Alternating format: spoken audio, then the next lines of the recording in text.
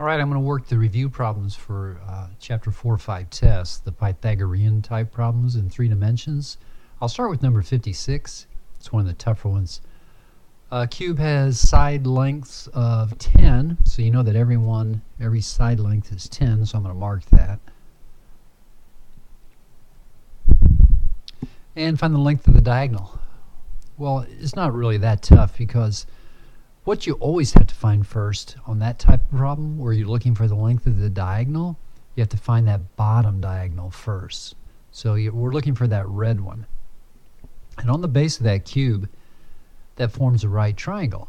There's the right angle. So you just go 10 squared plus 10 squared equals, I'll call that diagonal C squared. So you have 100 plus 100, which is 200. And that's c squared. Therefore, c is the square root of 200. And I would just leave it like that for now. Don't try to break it down until the very end. Now that we know that c is the square root of 200, what we're looking for is the black line that's drawn in there, that diagonal. So we're going to form a right triangle now with that back edge and that red line on the base. And the one we're trying to find, which I'll call D for diagonal.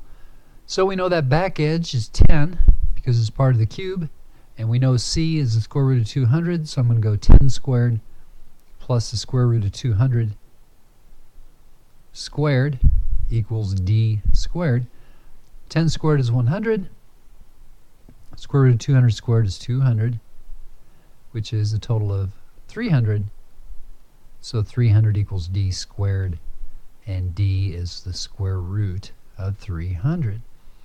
Now just go to your calculator and punch that in. What we wanted on this sheet was 3 sig figs, so just punch it in and round it off to the nearest tenth.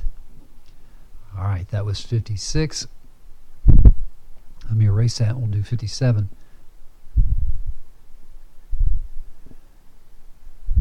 57 is a room. Now, since it's a room, we're talking about, again, a rectangular prism. So a quick sketch. There's our room. Let me drop down those back edges. Okay, it's 7 by 4, so it doesn't matter if you interchange those or not. 7 by 4 and a height of 3. Find the distance from a corner point on the floor to the opposite corner on the ceiling. Just like the last problem, it's from the bottom corner to the upper corner through the inside. Kind of hard to see, but it goes right through the inside.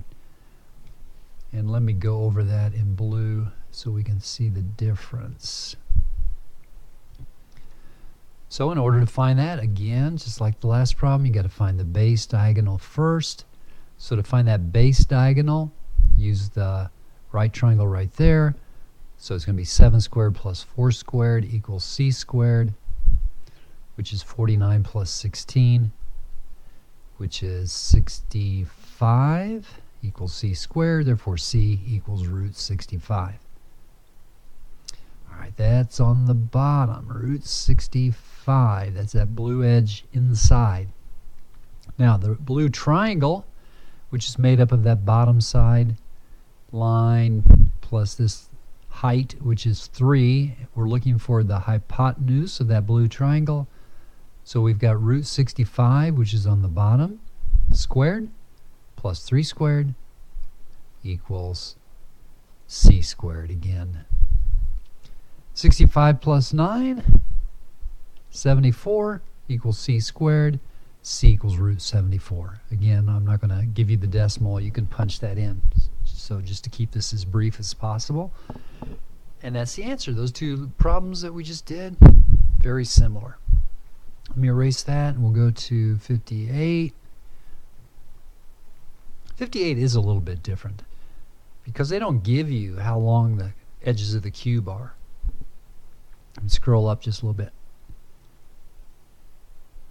But that black line where the arrow's pointing, that's supposed to be a nail.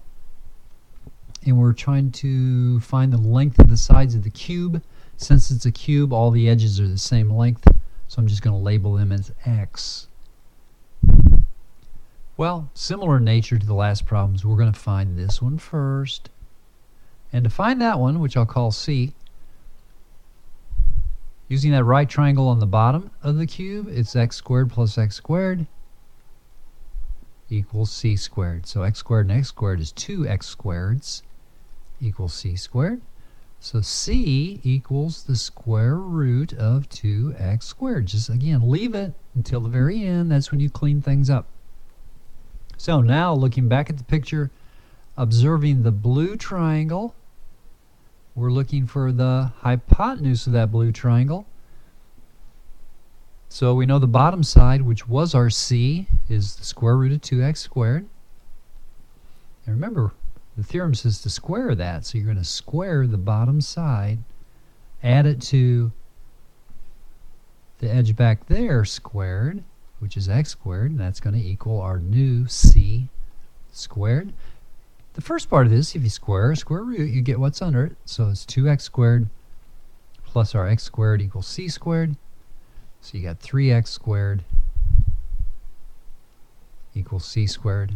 But remember, c was originally given as 3, so c squared is going to be 9 equals 3x squared. Divide both sides by 3, and you get the fact that x squared equals 3. And then take the square root of both sides, so x equals the square root of 3. Again, I'm not giving you the decimal because you can do that. And I'm not writing down the units because I know you'll never forget to do that. cm for centimeters. There's the answer. Oh, I know that one. That one rounds off to 1.73 centimeters. Okay. Since I magically erased everything, let's go to 59. All right, we have a shed, and that shed it's rectangular. It doesn't tell us that. I guess we just assume it's a rectangular shed. So a quick sketch, similar to one we had the other day, where we were trying to fit something in a shed. There's our shed. It says the shed is 6 long and 4 wide. And the height is 2. We have a 7.5 meter piece of timber. Will it fit in that shed? So I'm going to switch colors, make the timber red. So we're trying to see if we can fit that timber from bottom corner to back corner. Guess what? Just like the rest of them, exactly the same. Because first you got to find that one. So to find that dash one on the bottom, 4 squared plus 6 squared equals, label it as c squared.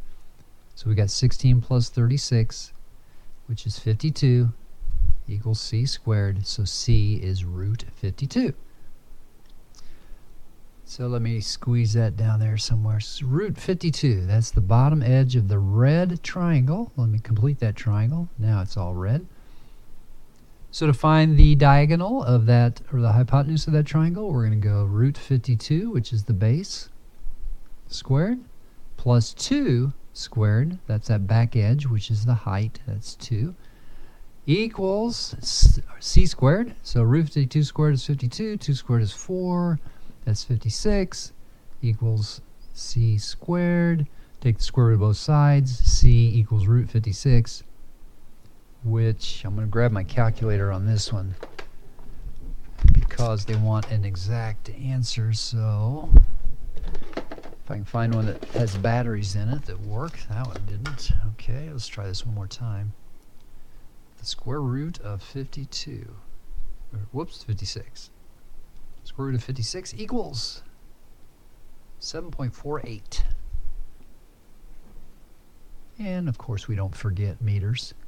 So that's the length of that's the distance from corner to corner, and our wood, timber, is 7.5, so it's just barely too long. So will the timber fit? The answer is no. Show all working. Well, there it is. There's all the working. So done on that one. That was 59. We're up to 60 already. Time's flying. Having fun. Erase.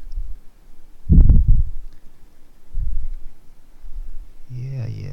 Get out of there. Go. I'm trying to keep this under 10 minutes, and I ain't going to make it.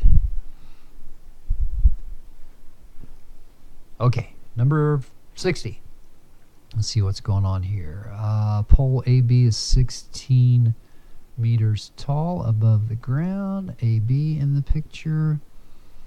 At a point 5 meters below B, 4 wires are connected. Okay, so at this point, that's where your 4 wires are connected, and you're making a little pyramid there. Each wire is pegged to the ground 5 meters from the base of the pole, so it shows you all the numbers that you're going to need in order to solve. Asking for what is the total length of the wire needed to, given that the total of 2 meters extra is needed for tying.